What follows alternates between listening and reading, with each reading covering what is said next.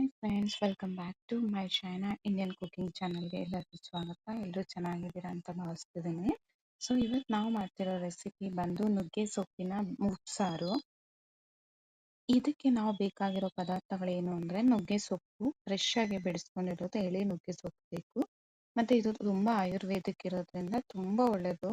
ಮತ್ತು ಮೆಣಸಿನ್ಕಾಯಿ ತೊಗೊಂಡಿದ್ದೀನಿ, ನಾವು 10-15 ಮೆಣಸಿನ್ಕಾಯಿ ತೊಗೊಂಡಿದ್ದೀನಿ. ಸೊ ಆಲ್ರೆಡಿ ಮಿಕ್ಸರ್ ಜಾರಲ್ಲಿ ಮೆಣಸು, ಉಪ್ಪು, ಜೀರಿಗೆ ಎಲ್ಲ ಹಾಕ್ಕೊಂಡು ಇಟ್ಕೊಂಡಿದ್ದೀನಿ. ಸ್ವಲ್ಪ ಹುಣಸೆಹಣ್ಣು ಹಾಕೋಬೇಕು ಮತ್ತು ಸ್ವಲ್ಪ ಕೊತ್ತಂಬರಿ ಸೊಪ್ಪು ಹಾಕೋಬೇಕು. ಇಷ್ಟು ನಮಗೆ ಬೇಕಾಗಿರೋ ಇಂಗ್ರೀಡಿಯೆಂಟ್ಸು. ಸೊ ಈಗ ನಾನು ಒಂದು ಸ್ಟವ್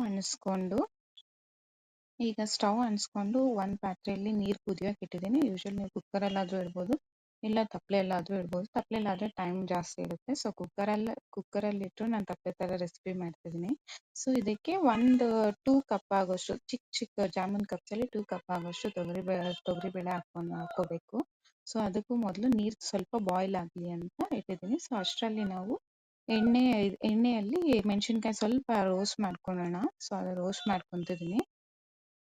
ಮತ್ತು ಈ ಸೊಪ್ಪು ಸಹ ತುಂಬ ಉಪಯೋಗ ಆಗೋದು, ಮತ್ತು ಆಯುರ್ವೇದಿಕ್ಕಲ್ಲೂ ಯೂಸ್ ಮಾಡ್ತಾರೆ, ಮತ್ತು ಮೆಡಿಸಿನ್ ಪವರ್ ಸಹ ತುಂಬ ಇದೆ. ಸೊ ಇದರಲ್ಲಿ ಐರನ್ ಇರೋದ್ರಿಂದ, ಕ್ಯಾಲ್ಶಿಯಂ, ವಿಟಮಿನ್ ಎ, ಸಿ ಮತ್ತು ಪ್ರೋಟೀನ್ ಇರೋದ್ರಿಂದ ತುಂಬ ಒಳ್ಳೆಯದು ಆರೋಗ್ಯಕ್ಕೆ. ಮತ್ತು ರಕ್ತಹೀನತೆ ಇದೆ, ಡಯಾಬಿಟೀಸ್ ಸಹ ಬ್ಯಾಲೆನ್ಸ್ಡ್ ಆಗುತ್ತೆ. ಸೊ ಇದೊಂಥರ ಆ್ಯಂಟಿ ಆಕ್ಸಿಡೆಂಟ್ ಥರ ವರ್ಕ್ ಆಗೋದ್ರಿಂದ ಸೊ ಇದು ತುಂಬ ಒಳ್ಳೆಯದು ಆರೋಗ್ಯಕ್ಕೆ. ಇದನ್ನು ಹೆಚ್ಚಾಗೂ ಸೇವಿಸಬಾರ್ದು, ಕಮ್ಮಿಯಾಗೂ ಸೇವಿಸಬಾರ್ದು. ಆದಷ್ಟು ನಾವು ವೀಕ್ಲಿ ಒನ್ಸ್ ಆರ್ ಟ್ವೈಸ್ ಅದನ್ನು ತಿನ್ನೋದ್ರಿಂದ ತುಂಬ ಒಳ್ಳೆಯದು ಆರೋಗ್ಯ. ಮತ್ತು ಇದು ಮಕ್ಕಳಿಗೆ ಕೊಡೋದ್ರಿಂದ ಅವರು ಮೂಳೆ ಸಹ ತುಂಬ ಬಲವಾಗಿರುತ್ತೆ. ಸೊ ಮತ್ತು ಇದು ಹಾರ್ಟ್ಗೂ ತುಂಬ ಒಳ್ಳೆಯದು, ಕಣ್ಣಿನ ದೃಷ್ಟಿಗೂ ಸಹ ತುಂಬ ಒಳ್ಳೆಯದು ಅಂತ ಹೇಳ್ತಾರೆ. ಬಟ್ ಇದು ತುಂಬ ಹೀಟ್ ಇರೋದ್ರಿಂದ ಆದಷ್ಟು ಕಮ್ಮಿ ತಿನ್ನಿಸಿ. ಮಕ್ಕಳಿಗಾದರೆ ವಾರಕ್ಕೆ ಒಂದ್ಸತಿ ತಿನ್ಸಿದ್ರೆ ಸಾಕು. ಸೊ ಅದು ತುಂಬ ಬೆನಿಫಿಟ್ ಇರುತ್ತೆ, ಮತ್ತು ಜೀರ್ಣಕ್ರಿಯೆಗೂ ತುಂಬ ಯೂಸ್ ಆಗುತ್ತೆ. ಮತ್ತು ಇದನ್ನು ಬಂದು ಗರ್ಭಿಣಿಯರಲ್ಲಿ ತುಂಬ ಕೊಡ್ತಾರೆ, ಯಾಕಂದರೆ ಹಾಲು ಜಾಸ್ತಿ ಆಗುತ್ತೆ ಅಂತ ಆ ಕಾಲದಲ್ಲೆಲ್ಲ ಬಂದಿರೋದು. ಈಗಲೂ ಕೆಲವು ಮನೆಗಳಲ್ಲಿ ಆ ಪದ್ಧತಿ ಇದೆ, ಅದನ್ನು ಮಾಡ್ತಾರೆ.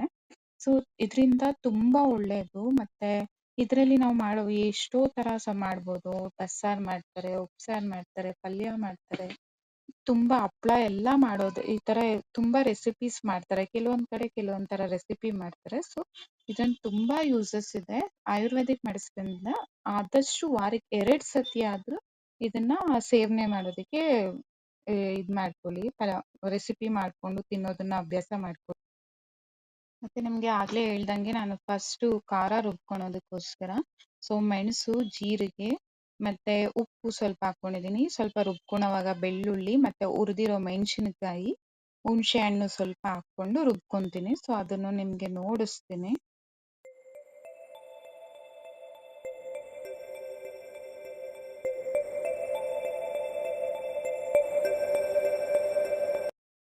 ಸೊ ಈಗ ನೀರು ಕುದೀತಿದೆ. ಸೊ ನಾನೀಗ ತೊಗರಿಬೇಳೆ ಹಾಕ್ಕೊತೀನಿ. ಸೊ ಅದು ಸ್ವಲ್ಪ ತಲೆ ಹೊಡೆಯೋವರೆಗೂ ಇದ್ದರೆ ಸಾಕು. ಅದಾದಮೇಲೆ ಸ್ವಲ್ಪ ಸೊಪ್ಪು ಹಾಕ್ಕೊಂಡು ನಾವು ಆಫ್ ಬಾಯ್ಲ್ ಥರ ಮಾಡಿಕೊಂಡು ಕುಕ್ಕರ್ ಇಳಿಸ್ಕೋಬೇಕು. ಸೊ ಬೇಳೆ ಬೇಯೋವರೆಗೂ ನಾವು ಚೆನ್ನಾಗಿ ಬೇಯಿಸ್ಕೊಂಡು ಒಂದು ಸ್ವಲ್ಪ ತಲೆ ಹೊಡೆಯೋವರೆಗೂ ಬೇಯಿಸ್ಕೋಬೇಕು. ಗೊತ್ತಾಗುತ್ತೆ ನಮಗೆ ಒಂದು ಹದದಲ್ಲಿ ಬೆಂದಿದೆಯಪ್ಪ ಅಂತ ಅನಿಸೋವರೆಗೂ ನಾವು ಬೇಯಿಸ್ಕೊತಾ ಇರಬೇಕು.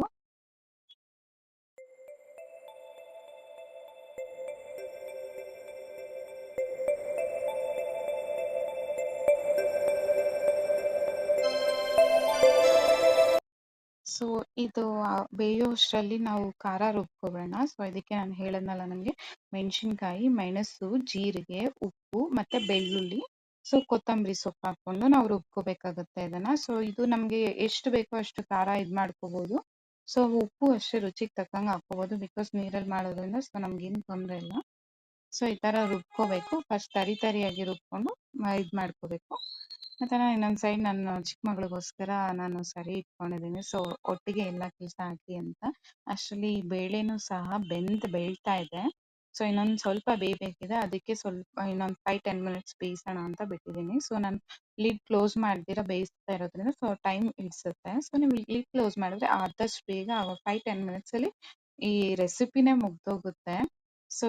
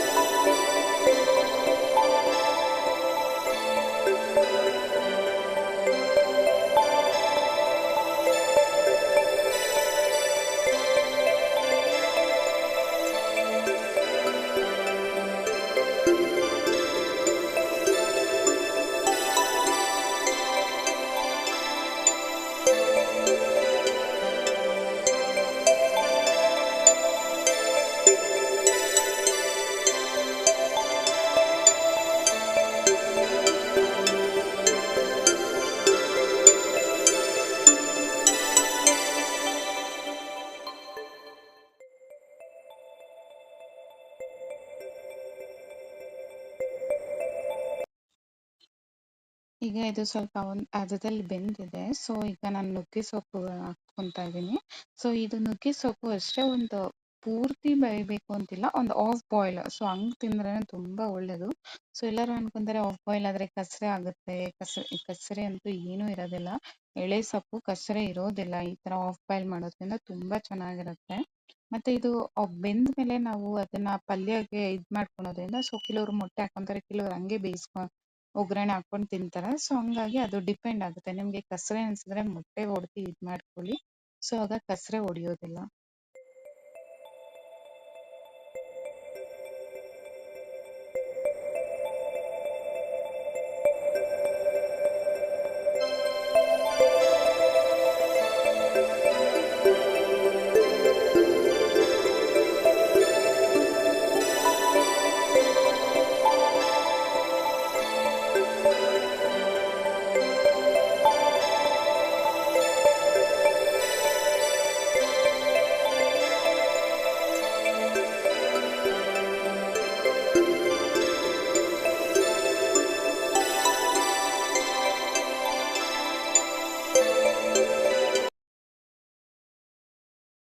ಸೊ ನಾನು ಮುದ್ದೆ ಆಗೋ ಟೈಮ್ಗೆ, ಇದು ಸ್ವಲ್ಪ ಉಪ್ಸಾರು ಆಗೋ ಟೈಮ್ಗೆ ಮುದ್ದೆನೂ ಮಾಡ್ಕೊಬಿಡೋಣ ಅಂತ ಒಂದ್ ಸೈಡ್ ಮುದ್ದೆಗೂ ಇಟ್ಟಿದ್ದೀನಿ.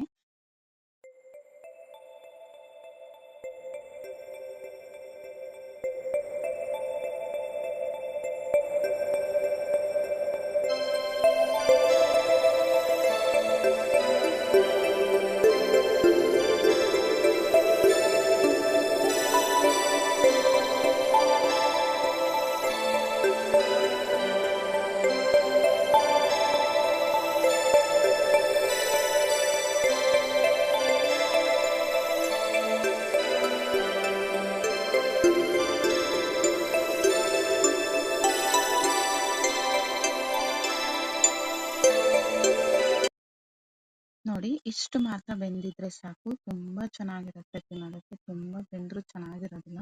ಇದೊಂಥರ ಆಫ್ ಬಾಯ್ಲ್ ಆಗ್ಬೇಕು, ಚೆನ್ನಾಗಿರುತ್ತೆ.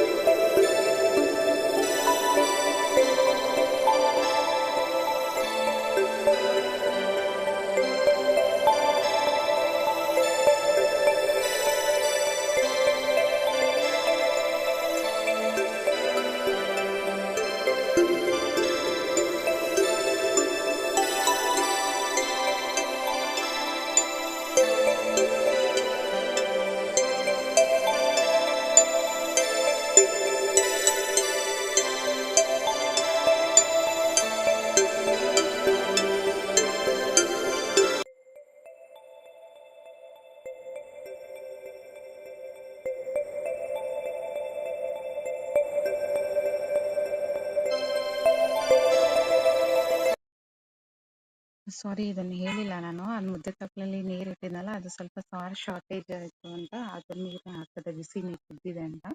ಸೊ ಇನ್ನೊಂದ್ ಕಡೆ ಅನ್ನಕ್ಕೂ ಇಟ್ಕೊಂಡಿದ್ದೀನಿ, ಇನ್ನೊಂದ್ ಕಡೆ ಮುದ್ದೆಗೆ ಇಟ್ಕೊಂತೀನಿ.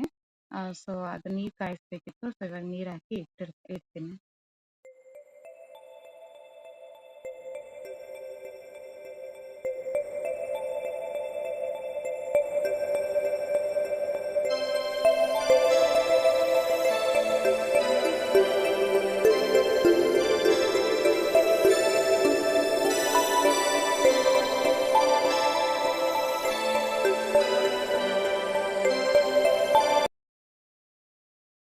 ಈಗ ಸಾಕು, ಇಷ್ಟು ಬೆಂದಿದೆ. ಸೊ ಇದನ್ನ ನಾನು ಬಸ್ಕೊಂತೀನಿ ಒಂದ್ ಇದ್ರಲ್ಲಿ. ಸೊ ಈಗ ನೀರ್ನ ಸಪ್ರೇಟ್ ಆಗಿ ಇದು ಮಾಡ್ಕೋಬೇಕು. ಇದು ಪಲ್ಯ ಒಗ್ಗರಣೆಗೋಸ್ಕರ ಬಸ್ಕೊಂತಾ ಇದೀನಿ. ಸೊ ನಾವು ಇದನ್ನ ಇಂಡೋಶಿಲ್ಲ, ಕೆಲವ್ರಂತೂ ಇದರ ಸೊಪ್ಪು ಚೆನ್ನಾಗಿ ಬೇಯಿಸಿ ತಿನ್ನೋದಕ್ಕೆ ಟ್ರೈ ಮಾಡ್ತಾರೆ. ಸೊ ನಾವು ಆಫ್ ಬಾಯ್ಲ್ ಮಾಡಿರೋದ್ರಿಂದ ಚೆನ್ನಾಗಿ ಬಸಿದ್ರೆ, ಸೊ ಅದು ನೀರೆಲ್ಲ ಸೋರ್ಕೊಂಡು ನೀಟಾಗಿ ಇದಾಗುತ್ತೆ. ಸೊ ಇನ್ನು ಪಲ್ಯ ಒಗ್ಗರಣೆ ಮಾಡೋಕ್ಕೂ ಚೆನ್ನಾಗಿರುತ್ತೆ ಆಗ. ನೋಡ್ತಾ ಇದ್ದೀರಲ್ಲ, ನೋಡಿ ನೀರು ಹೇಗೆ ಸೋರಿದೆ. ಸೊ ಅದನ್ನ ಒಂದು 5 ಮಿನಿಟ್ಸ್ ಬಿಟ್ಟರೆ ಸೊ ಎಲ್ಲ ನೀಟಾಗಿ ಬಂದ್ಬಿಡುತ್ತೆ. ಸೊ ಅದನ್ನ ನಾವು ಇವಾಗ ಖಾರ ರೆಡಿ ಆಗಿದೆ, ನೀರು ರೆಡಿ ಆಗಿದೆ. ಸೊ ಇದು ಪಲ್ಯ ಒಂದು ಒಗ್ಗರಣೆ ಮಾಡ್ಕೊಂಡ್ರೆ ಸೊ ಉಪ್ಸಾರು ರೆಡಿ ಆಗೋಗುತ್ತೆ. ಅಷ್ಟರಲ್ಲಿ ಅನ್ನನೂ ಆಗುತ್ತೆ, ಮುದ್ದೆನೂ.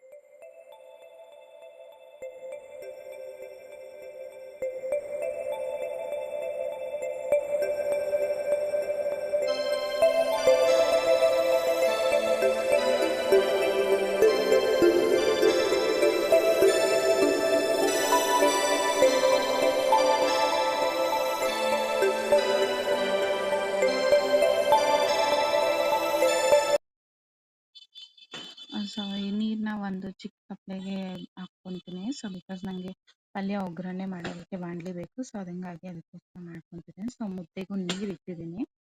ಸೊ ಮುದ್ದೆನೂ ಇದು ಮಾಡ್ಕೋಬೋದು ಒಂದು 5-10 ಮಿನಿಟ್ಸಲ್ಲಿ ಎಲ್ಲನೂ ಆಗುತ್ತೆ ಅಂತ. ಸ್ವಲ್ಪ ಇರೋದನ್ನ ನಾನು ತೊಳ್ದು ಹಾಕ್ಕೊಂಡಿದ್ದೀನಿ.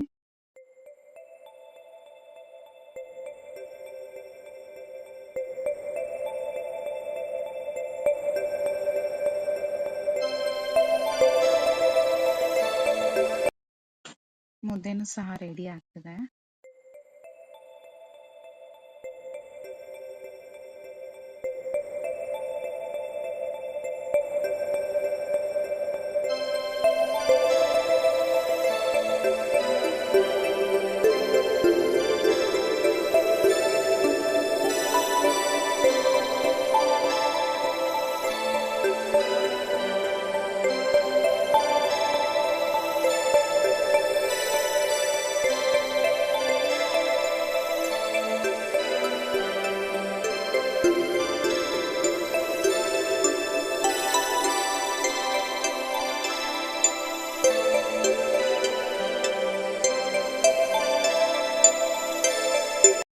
ನೋಡಿ ಉಪ್ಸಾರು ಆಗೋಷ್ಟರಲ್ಲಿ ಉಪ್ಸಾರು ಪಲ್ಯ ಹಾಕಿ ಹೋಗೋಷ್ಟು ಮ್ಯಾಚಲ್ಲಿ ಮುದ್ದೆನೂ ರೆಡಿ ಆಯಿತು. ಮುದ್ದೆನೂ ಕಟ್ಬಿಟ್ಟಾಗುತ್ತೆ.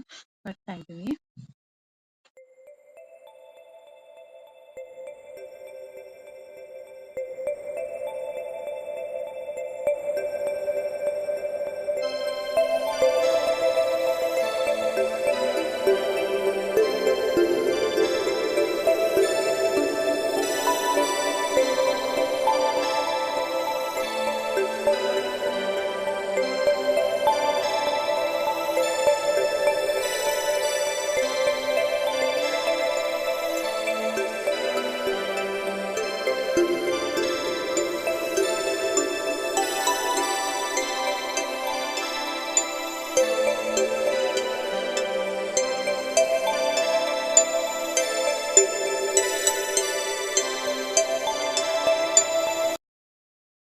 ಸೊ ಈಗ ಪಲ್ಯ ಒಗ್ಗರಣೆ ಮಾಡೋಣ ಅಂತ ಸ್ವಲ್ಪ ಬಾಣಲಿ ಇಟ್ಟಿದ್ದೀನಿ ಹೆಂಚಿನ ಮೇಲೆ. ಸೊ ಅದಕ್ಕೆ ಸ್ವಲ್ಪ ಎಣ್ಣೆ ಹಾಕ್ಕೋಬೋದು.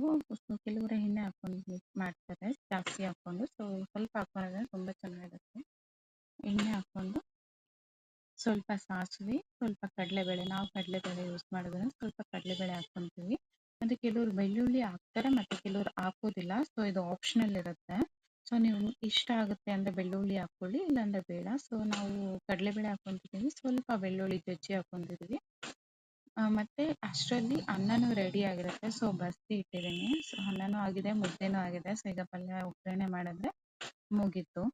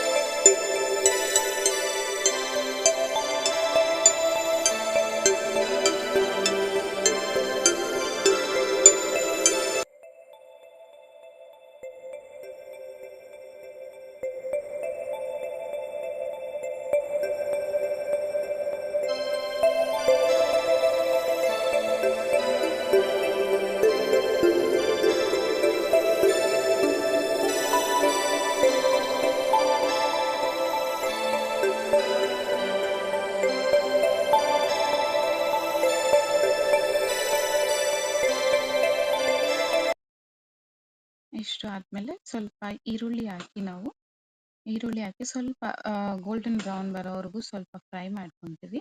ಆಮೇಲೆ ಸೊಪ್ಪು ಹಾಕ್ಕೊಂಡು ಚೆನ್ನಾಗಿ ಸ್ವಲ್ಪ ಉಪ್ಪು ಆಲ್ರೆಡಿ ಬೇಯೋದ್ರಲ್ಲೇ ಹಾಕಿರೋದ್ರಿಂದ ಸೊ ನಾವು ಮತ್ತೆ ಉಪ್ಪು ಹಾಕೋದಿಲ್ಲ.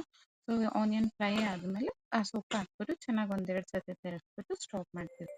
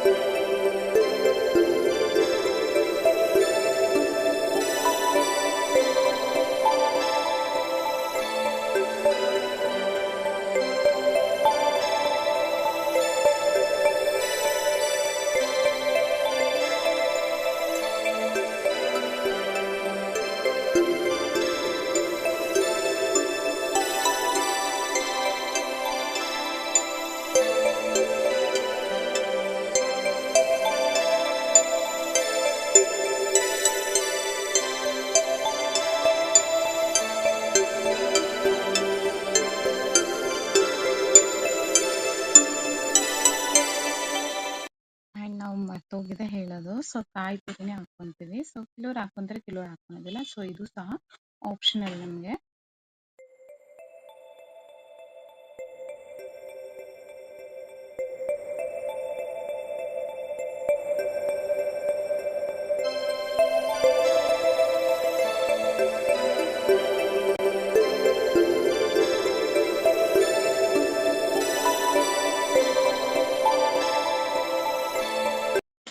ಆ್ಯಂಡ್ ಮೊಟ್ಟೆನೂ ಸಹ ಅಷ್ಟೇ ನಾವು 3ರಿಂದ 4 ಹಾಕ್ಕೊಂತೀವಿ. ಸೊ ಕೆಲವ್ರು ಹಾಕ್ಕೊಂತಾರೆ. ಇದು ಸಹ ಆಪ್ಷನಲ್. ಸೊ ನಮ್ಮ ಮನೇಲಿ ಇಷ್ಟಪಡ್ತಾರೆ ಮೊಟ್ಟೆ ಹಾಕಿದ್ರೆ ಅಂತ ಹೇಳ್ಬಿಟ್ಟು ನಾವು ಮೊಟ್ಟೆ ಹಾಕಿ ಪಲ್ಯ ಒಗ್ಗರಣೆ ಮಾಡ್ತೀವಿ.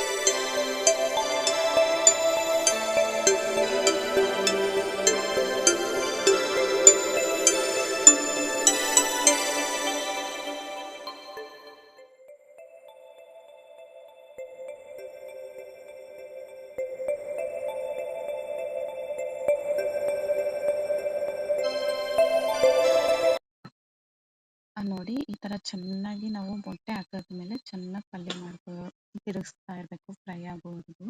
ಅದು ಆಫ್ ಬಾಯ್ಲ್ಡ್ ಇರಬಾರ್ದು. ಆಫ್ ಬಾಯ್ಲ್ಡ್ ಇದ್ರೆ ಚೆನ್ನಾಗಿ ಬರೋದಿಲ್ಲ. ಸೊ ಯಾಕಂದ್ರೆ ಆಲ್ರೆಡಿ ಸೊಪ್ಪು ಬೆಂದೋಗಿದೆ. ಸೊ ಎಗ್ ಆಫ್ ಬಾಯ್ಲ್ಡ್ ಇದ್ರೆ ಚೆನ್ನಾಗಿರೋದಿಲ್ಲ. ಸೊ ಚೆನ್ನಾಗಿ ಬೇಯಿಸ್ಕೋಬೇಕು.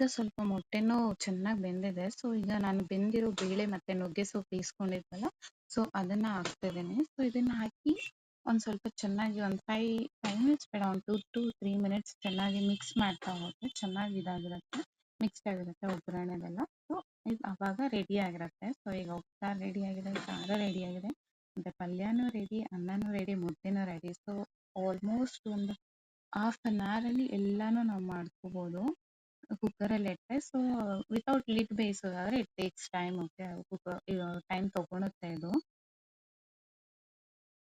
ಈ ಉಪ್ಸಾರು ಖಾರ ಅಂತೂ ಮುದ್ದೆಗೆ, ಅನ್ನಕ್ಕೆ ತುಂಬಾನೇ ಚೆನ್ನಾಗಿರುತ್ತೆ. ಸೂಪರ್ ಕಾಂಬಿನೇಷನ್ ಇವೆಲ್ಲ. ಸೊ ನೀವು ಒಂದ್ಸತಿ ಟ್ರೈ ಮಾಡಿ.